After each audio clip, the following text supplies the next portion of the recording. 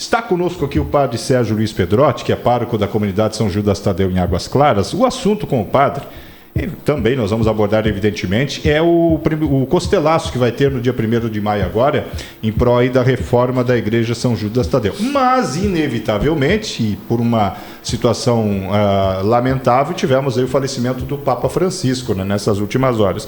E eu gostaria justamente de começar esse bate-papo, falar de maneira até rápida sobre esse assunto com o padre, né, que tem a sua aposta em relação a quem vai ser o sucessor do Papa Francisco, que não tem como a gente deixar de abordar, até pela importância, né, da figura do Papa e também do momento que vive a Igreja Católica em âmbito mundial. Em primeiro lugar, bem-vindo, padre. Obrigado por ter aceito o convite e se deslocar aí nesse feriado para conversar conosco aqui. Tudo certo, padre? Tudo certo. Bom dia a todos que nos acompanham. Bom dia a toda a bancada. Estamos feriado, mas lá na igreja a reforma continua. Não para, hoje, né, também. Padre? Não para. Mas estamos aqui, né, e fomos surpreendidos hoje com essa notícia da morte do Papa Francisco, né, um Papa que ficará lembrado pelo seu amor pelos pobres, né, pela sua atenção também, chamando atenção para essas questões sociais, né, especialmente com a sua encíclica, o seu documento Laudato Si, né, Louvado Seja, que é um documento que veio muito além, muito antes do que essas reflexões que estão sendo feitas hoje sobre as questões ambientais, né? O Papa Francisco foi uma pessoa muito acessível, né, aos que estavam próximos dele e chamou a atenção do mundo inteiro, né, para além da Igreja Católica. Opa, esses 12 anos, é um tempo curto? Acho que é um dos mais curtos, né? Tirando o cardeal Ratzinger. Acho que foi um dos mais curtos, né, padre? Recente, papado, né? aqui, recente, né? Recente. Tivemos papas na história da igreja que ficaram um ano, o menos que ficou recentemente foi o Papa João Paulo I, que ficou 33 dias. 1978 foi o ano que tivemos 3 papas, né? O Papa João Paulo I, depois Paulo VI, depois o Papa João Paulo I e o Papa João Paulo II. Então, naquele ano foram 3 papas durante o ano. E padre, posso? Claro, Amanda, por favor. Também foi o primeiro padre latino-americano? Foi o primeiro papa eleito e o primeiro papa jesuíta. Né? Então, a igreja tem uma história muito grande de papas de várias congregações. O o maior foram dos beneditinos, né? Uma congregação muito antiga, uma ordem, que tiveram vários papas, né? Mas a jesuíta foi a primeira vez que deu. E claro, a questão de ser um papa latino-americano, né? Também dizem, né? Não estava lá para ver, mas dizem que ele foi o segundo votado na época que foi escolhido o Papa Bento XVI. Então ele foi o segundo mais votado. Então, já estava se dirigindo para aquele lado, né? Só que a gente não sabe, né? A gente vai saber isso depois, até porque essas eleições são feitas em segredo somente com os cardeais votantes. Agora, padre, você falou uma coisa certa. O Papa Francisco, ele era uma pessoa mais dada ao povo, como se diz na gíria, né? Era mais próximo do povo, não tinha muita formalidade. Diferente dos outros papas anteriores que eram mais reservados. O senhor acredita que o próximo papa deve seguir essa linha do Papa Francisco ou talvez vai mudar bruscamente novamente?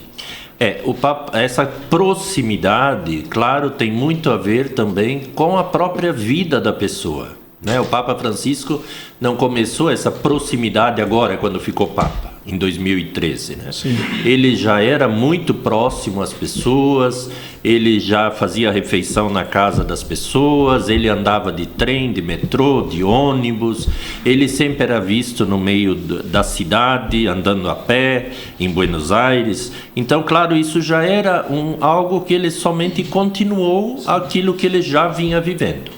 Claro que outros papas tinham uma outra vida diferente um pouco, né? Talvez não saíam tanto e viviam em arquidioceses um pouco mais restritas a essas questões, né? Por uma série de fatores. Mas o Papa Francisco já traz isso, essa vivência desde do início de padre, né? Sempre foi um padre muito próximo. Então, claro, levou isso. Agora, os novos, né, que estão aí, que podem ser eleitos papas, claro que vai levar muito em relação, porque a maioria deles já foi nomeada cardeal, criado cardeal pelo Papa Francisco. Então, claro, na questão teológica, né, na questão do pensamento sobre a igreja, na questão da organização da igreja, eles vão comungar do que o Papa Francisco ensina e do que, claro, a igreja ensina. Só que ali está para mais, né? O Papa Francisco, ele é para mais do que isso. Então ele tem essa proximidade, essa amizade com as pessoas. Eu não digo nada se, vamos dizer, se fosse um padre aqui que jogasse truco no boteco, que estava lá na praça conversando com as pessoas, estivesse ajudando na beira da praia a puxar uma rede com peixe. Seria esse tipo de pessoa que seria o Papa Francisco, uma pessoa próxima, assim, do dia a dia das pessoas. Isso ele levou para o papado, o que ele já fazia em Buenos Aires. Sim. E assistir jogo no campo, lá no estádio, né? Então era uma pessoa assim próxima, um pouquinho diferente, claro, da Europa, que tem um pouquinho mais fechada, assim, né? Tem alguma, assim, as pessoas não são tão assim chegadas, né? E às vezes sentem um pouquinho de temor de se aproximar de um cardeal, por exemplo. E ele era muito acessível, até porque o povo argentino é um povo que fala alto, né? Vamos dizer, é um povo uma característica, né? Tu chega num lugar, né? No mercado tem alguém falando alto, tu olha, é um argentino, né? Então, assim, tem essa característica, né? Dessa brincadeira também, de estar mais perto das pessoas. Então, esse é um grande enfoque pessoal. Mas claro que os outros vão trazer um pouco disso, né? Esperamos, ao menos. Eu quero só chamar a atenção para o número de cardeais votantes, né? Nós temos 135, né? Desses, 40% são europeus, 54, né? Depois temos 23 na Ásia, na América do Norte temos 20, na África e na América do Sul temos 18, e na Oceania temos 3, né, que é só 2%. Então, entre 40 e na Europa e 3 apenas na Oceania. Na Oceania, eu acredito que tem um candidato muito forte, mas eu acredito que não para agora. Ele é muito jovem. Ele é muito jovem. Eu acredito que talvez, né, quem sou eu, né, mas eu acredito que ele não será nesse momento. Talvez daqui 1 ou 2 eleições ele é um candidato muito forte. Já que vocês vão me pedir qual é qual é a sua aposta, né? Minha aposta vamos abrir agora as apostas aí. Embora não seja muito conhecido, mas pelo posto que ele tem, eu acho que pode chamar bastante atenção. Claro que a parte europeia, como foi falado já aqui, né, pode chamar bastante para a eleição. E justamente porque na Europa também foram colocados muito cardeais alinhados com o Papa Francisco, né? No sentido de uma igreja mais pobre para os pobres, de estar mais presente junto às pessoas, como o Papa dizia, que o pastor deve ter o cheiro das ovelhas, isso quer dizer estar próximo, né? Não estar longe. Vejam que o Papa foi lá para a Casa Santa Marta, né, que é uma espécie de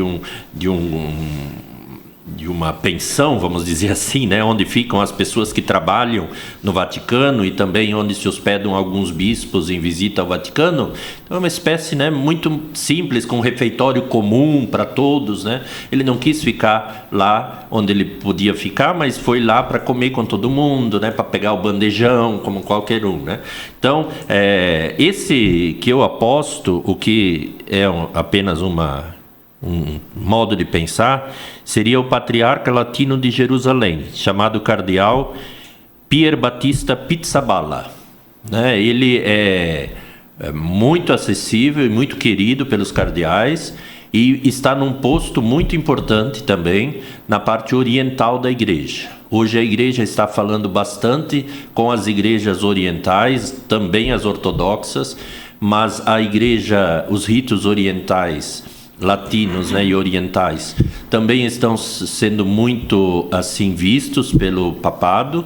O Papa Francisco tinha um interesse também de que voltasse a unidade da Páscoa, porque todos os ritos bizantinos, como a gente chama, os orientais e também os ritos ortodoxos, eles têm a Páscoa numa data diferente da latina, né? Então a latina, desde o século IV, celebra a Páscoa sempre em uma determinada questão, também levando em consideração o solstício no hemisfério norte, né? E todas as outras igrejas celebram em outro momento, seguindo o calendário juliano, que é o calendário anterior ao que nós seguimos, o gregoriano, né?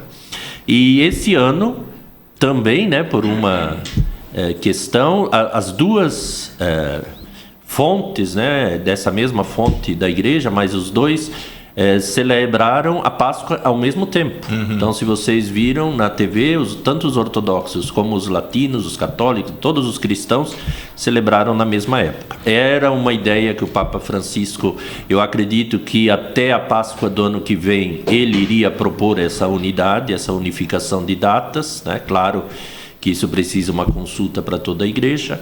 Mas esse cardeal em especial, o Pier Battista Pizzaballa, na minha humilde opinião de um pobre padre, né? Ele teria uma boa... Se não for um europeu, seria ele. Só para concluir o assunto, muitos dizem, um papa africano. Nós já tivemos papas africanos na história da igreja, tá? Nós tivemos vários. Nós já tivemos papa do Oriente Médio, da região dos países árabes, já tivemos, né? Então não é uma novidade. A novidade é que veio um Papa das Américas. Isso é uma grande novidade. O Pier Battista Pizzaballa, é isso, né? Pizzaballa. Ele é um dos mais jovens, né? 59 anos. Sim, é jovem 59 anos, né? Mas eu acredito que ele possa... É um nome para futuramente, né, liderar a igreja, né? É um nome.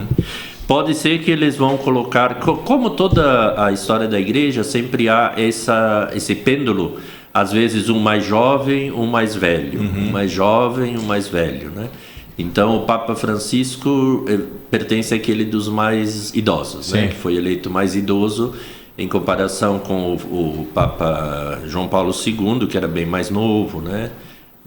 E talvez agora seja o mais velho. Até por isso, né, padre, a própria igreja vai dizendo que traria um papa mais novo por causa das doenças, né, que com a idade vai chegando a um pouco mais de doença, sim. E isso um papa mais novo poderia trazer um pouco mais de saúde, mais juventude para essa nova era, né? Sim, tem os dois lados, né? Às vezes um papa que fica muito tempo, né, então pode ser, né, pode fazer um excelente trabalho ou não, né? Então, às vezes pode criar um problema, não um problema espiritual, né, mas um problema de gestão de muitos anos. O mesmo Papa, né, pode criar alguma controvérsia no mundo católico, porque o mundo anda para frente, né, não fica parado. Então, mas como eu falei, os grandes temas da igreja, esqueçam que o novo Papa vai mudar tudo quando entrar. Não existe isso, né? Isso, sem sombra de dúvida, está bastante enraizado, né, padre?